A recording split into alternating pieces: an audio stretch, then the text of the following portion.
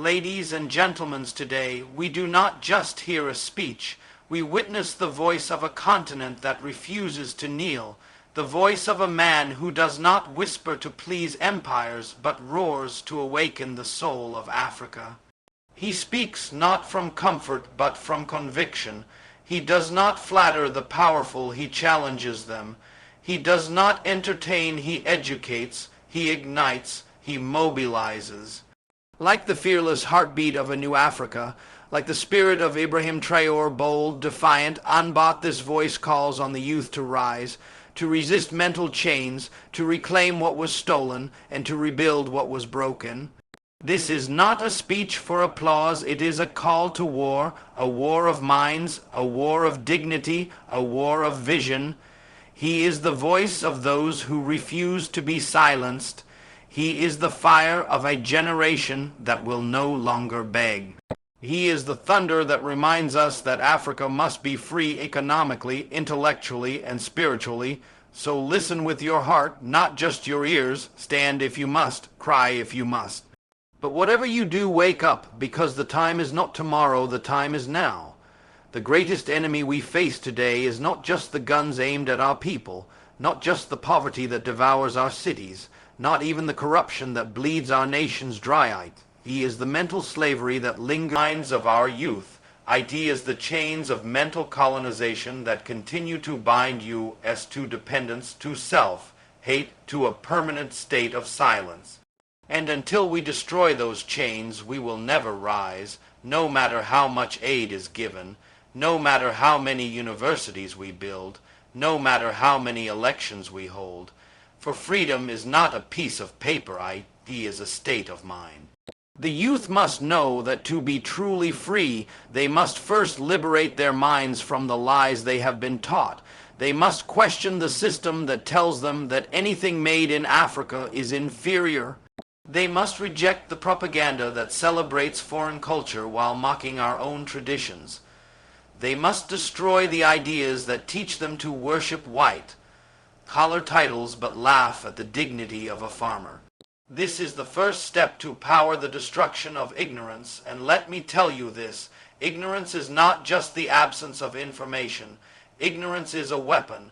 Ignorance is a disease that was planted in our minds to make us believe that we need permission to be great.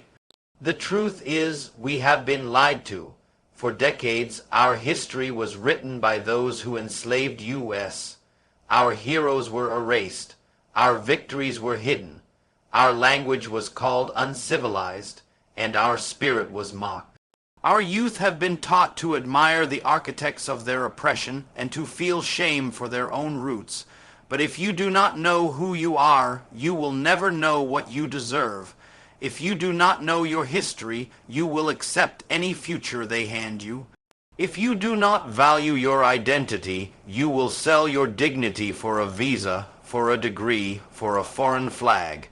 And that is why this fight is not just political, IT is mental, and IT is spiritual.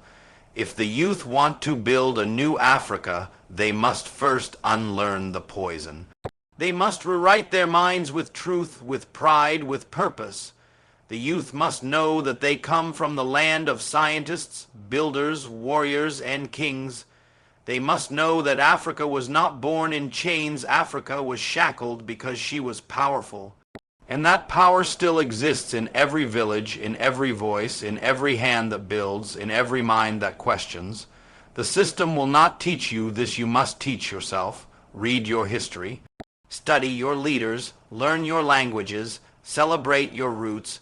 Because a tree without roots cannot stand, and a people without identity cannot rise. The mental liberation of the youth is the first and most important war. Because if you free a man's mind, his feet will follow. If you make him believe he is worth nothing, he will accept chains without resistance. But if you make him see his value, he will fight for his future with fire in his eyes and dignity in his soul. That is why the enemy invests billions in controlling your media, your education, your social media, your movies, because if they can control your mind, they do not need to control your land. They know that a youth who knows his worth is unstoppable. To destroy mental slavery, we must begin in our homes, in our schools, in our daily language. Stop calling yourself poor. Stop mocking your brother for speaking his tribal tongue. Stop laughing at the girl who wears her natural hair. Stop telling yourself that success only lives abroad. Begin to see beauty in your culture. Begin to see wealth in your values. Begin to see leadership in your own image. Because once you see IT, you will believe IT. And once you believe IT, you will fight for IT. And once you fight for IT, nothing can stop you. This generation of youth is not weak. IT has been misled. This generation is not lost. IT has been deliberately distracted. This generation is not powerless. IT has been untrained. But the time to wake up is now. The time to rise is now. The time to destroy the lies is now. And the time to rebuild your mind, your pride, and your purpose is now. The future will not wait. History will not pause. The time to break the chains is now, and IT starts with the mind. The problem with our youth today is not a lack of potential. IT is a lack of direction. You have been told that you are the leaders of tomorrow. But no one told you that if you do not fight today, there will be no tomorrow to lead. You wait for opportunities, but opportunities are not given. They are created by those who know their purpose. This generation must understand that purpose is not found in comfort, not found in material things, not found in Western approval. Purpose is found in responsibility. Purpose is found when you look around at a broken nation and say, I will fix this. Purpose is found when you wake up every day with fire in your spirit and refuse to let your people die in ignorance and poverty. Purpose is not a gift, it is a duty. You must own your purpose. You must take control of the path you walk. No one will come from outside to develop your nation. No foreign power will ever build your future because their interest is not in your rising. Their interest is in your dependence. If you want to be respected, then build something worthy of respect. Build schools that teach truth, not colonial lies. Build hospitals that serve with dignity, not death. Build farms that feed, factories that employ, armies that defend, and systems that serve. Stop looking to Europe and America as your saviors. You are your own solution. Every young person listening to me must know this. You were not born to be a slave in your own land. You were not born to escape to a foreign land. You were not born to be a spectator while your nation collapses. You were born to build. You were born to lead. You were born to rise. You are not here by mistake. You are here for a mission. And that mission is to transform the nation you inherited into a nation that is worthy of the generations to come. But that mission will require sacrifice. That mission will demand courage. That mission will test your loyalty, your focus, your character, because IT is easy to complain, but IT takes strength to construct. IT is easy to follow, but IT takes vision to lead. The youth must rise in every field. Do not wait for a position to lead. Lead where you stand. If you are a teacher, teach truth that empowers. If you are an engineer, build infrastructure that lasts. If you are a farmer, feed the people with pride. If you are a coder, create African technology. If you are a writer, write our stories with honor. We do not need billions to begin. We need belief. We do not need permission to start. We need purpose. Because when the youth begin to walk in purpose, no force on earth can stop them. And if you think you are too small to make a difference, then you have already lost the battle before IT began. Even a spark can ignite a revolution. Even a single voice can shake the foundations of empire. Do not underestimate your impact. Your purpose is bigger than you. Your purpose is not to make money. IT is to make history. And history is written by those who choose to stand when others bow, to speak when others are silent, to build when others destroy. Do not be a victim of your circumstances. Be a master of your destiny. Do not be a tool in the hands of those who seek to destroy. Be a weapon for truth, for justice, for nationhood. You do not need to be in government to change your country. You need to be in motion, in service, in action. Purpose does not require a title. IT requires commitment. The world will not take you seriously until you take yourself seriously. The world will not respect you until you prove you can stand without their support. And the world will not see you as equal until you rise and build a future on your own terms. This is why purpose matters. This is why you must own IT. This is why you must live for something greater than yourself. Because if you die without purpose, you were never alive in the first place. So to the youth of this continent, do not wait, do not wander, do not waste your time, own your purpose, claim your mission. Build your nation and do IT with dignity, with honor, with fire in your soul. The enemy does not fear our resources, for they have already taken them. The enemy does not fear our numbers, for they have divided us. The enemy fears our unity. The enemy fears when Africans from different tribes, different religions, different borders begin to speak with one voice. That is when we become dangerous. That is when we become powerful. And that is why division has been their most successful weapon. They did not need to destroy us with bombs. They destroyed us with borders. They did not need to shoot bullets. They shot our minds with hate. And until we destroy this strategy of divide and rule, we will never be truly free. Look around you. In every African country, you will find the same story. Tribe against tribe, religion against religion, region against region, yet the pain is the same, the suffering is the same, the injustice is the same. But somehow we have been conditioned to believe that the enemy is our neighbor, while the real enemy enjoys our disunity. They feed us differences and we swallow them whole. They give us flags to wave while they take our future. They tell us that unity is a threat while they unite against us. My brothers and sisters, Africa will never rise if Africa remains divided.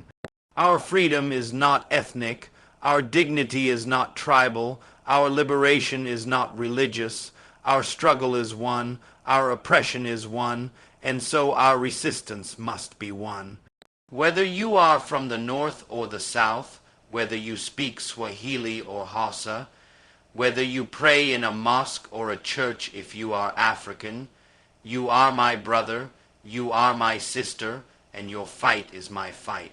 This is not a time for division. This is a time for unity, a time for strategy, a time for solidarity that speaks louder than our differences. The youth must rise above the chains of tribalism and the walls of religious hate.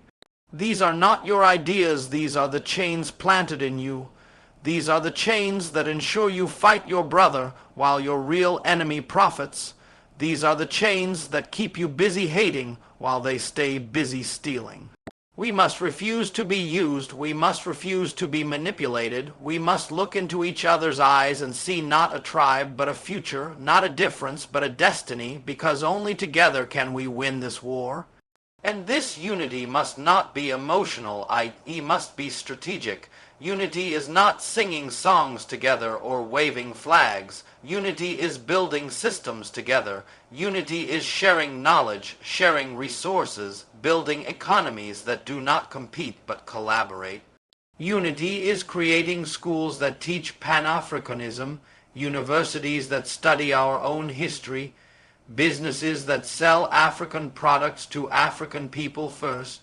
Unity is building roads that connect our borders, trains that link our cities, technology that translates our languages, and policies that reflect our continental interests. This unity is powerful. This unity is necessary. And this unity is dangerous. That is why they will fight IT. They will call IT radical.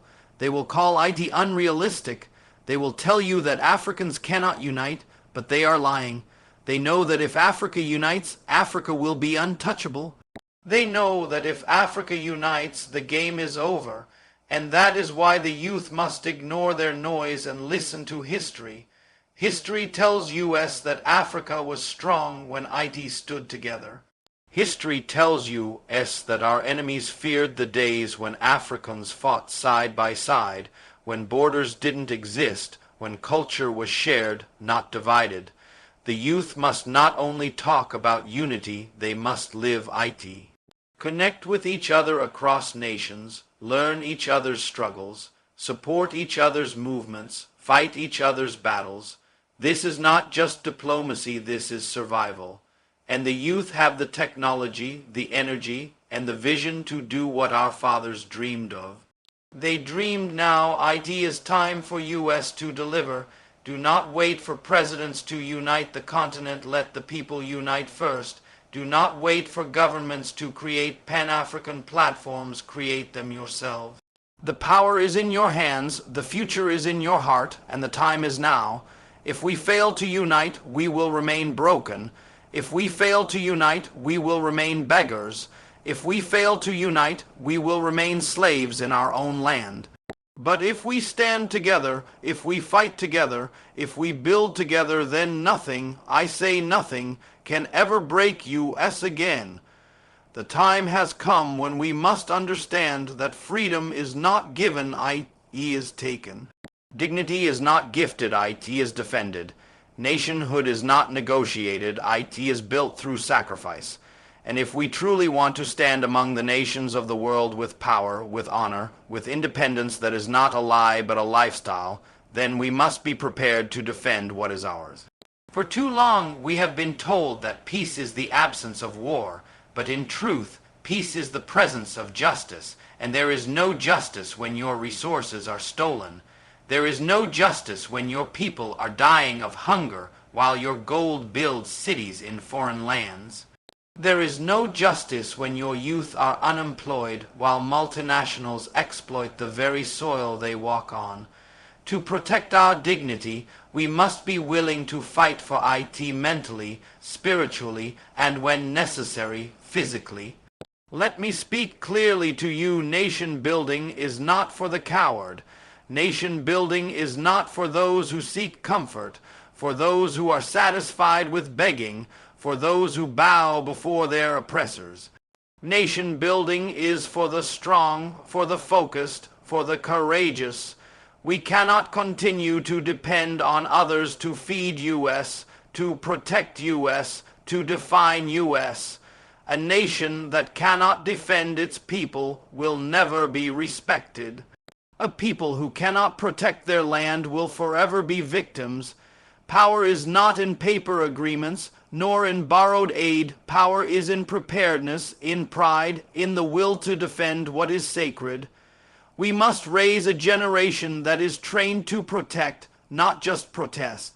A generation that can code systems, but also command armies.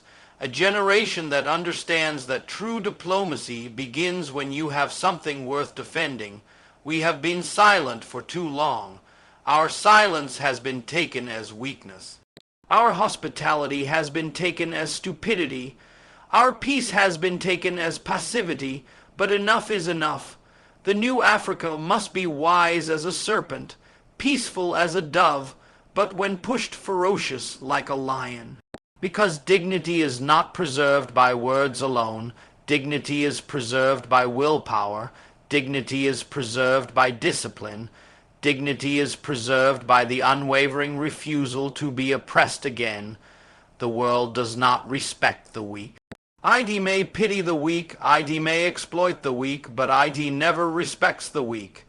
And if we want to be taken seriously on the world stage, then we must act like a people who know their worth. The days of smiling while we suffer must end. The days of singing freedom songs without living free lives must end. The days of clapping for foreigners who take our land while our children starve must end. True dignity is not in how well you speak their language. IT is in how well you defend your heritage. Do not misunderstand me. This is not a call for chaos, but a call for courage. A nation that is not ready to defend its culture, its people, and its future is a nation waiting to die. Let U.S. invest in our own security. Let U.S. train our youth to think strategically, to build intelligence systems, to master technology, to control air, land, and sea, not to threaten others but to protect ourselves, because when you cannot protect your own, you open the door for others to destroy what you love. And let U.S. not forget that the greatest defense is not always in weapons, but in unity. A united people are hard to defeat. A united people do not fear external enemies because they have already defeated internal division. If our nations stand together, if our leaders think together, if our youth build together, then no force, I repeat, no force can hold U.S. back. Our greatest weapon is not in guns, but in a mind that knows its worth. Our greatest strength is not in machines, but in the heart that refuses to be broken. We must reclaim our dignity. We must defend our land. We must fight for our children's future. And we must do so with strategy, with structure, and with strength. If we do not protect ourselves, who will? If we do not build our defense, who shall we blame? If we do not stand now, when shall we rise? The time is now. The duty is ours. The fight is just, and victory belongs to the unbreakable.